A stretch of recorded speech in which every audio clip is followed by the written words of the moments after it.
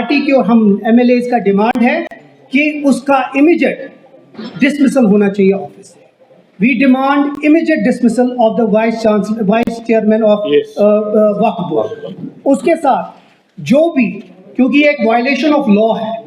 जो भी एक्शन हो अंडर लॉ उसके खिलाफ एक्शन लिया जाना चाहिए। अब जहां तक इसकी बात करें, मैं आपको थोड़ा सा इसके ऊपर बात बताऊंगा कि जो स्टेट एम्बलम का लॉ है, जो एक्ट है 2005 का, वो एम्बिगुअस है और उसमें क्लियरली मेंशन है the emblem can not be used for religious purposes without explicit government permission. तो using it on a foundation in a religious place amounts to improper use under section 3 of the act. अब इसके खिलाफ law भी खिलाफ है इसके, और जो वो यूज है वो भी खिलाफ है, क्योंकि किसी भी जगह, किसी भी रिलीजियस जगहों पे ये यूज नहीं। हम बार बार वही बात कर रहे हैं कि जो VC साहिबा है उसके खिलाफ इमीडिएट एक्शन होनी चाहिए और उसको उसके ऑफिस से डिसमिस करना चाहिए। दूसरी चीज जो बहुत अहम है, नेशनल कॉन्फ्रेंस के जो ऑनरेबल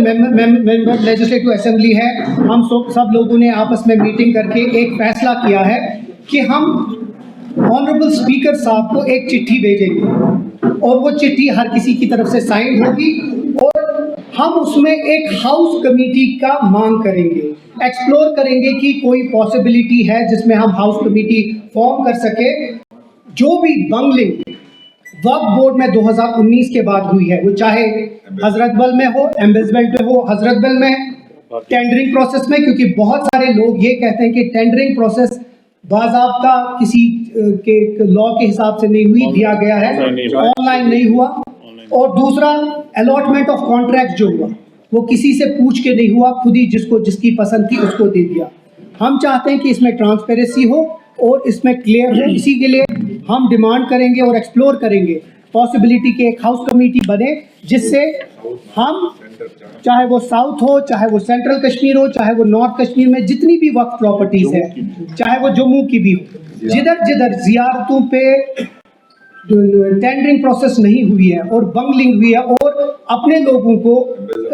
कॉन्ट्रैक्ट दिया गया है, हम चाहते हैं कि उसके ऊपर एक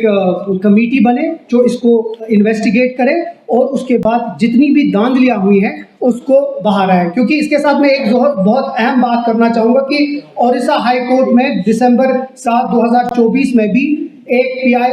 दर्ज हुई थी बाय गजम बेस्ड NGO।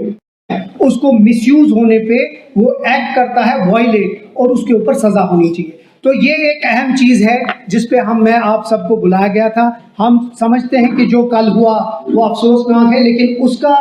जो रिजल्ट था वो अफसोसनाक है, क्योंकि अगर आपको याद होगा कि शेर कश्मीर साहब की वक्त से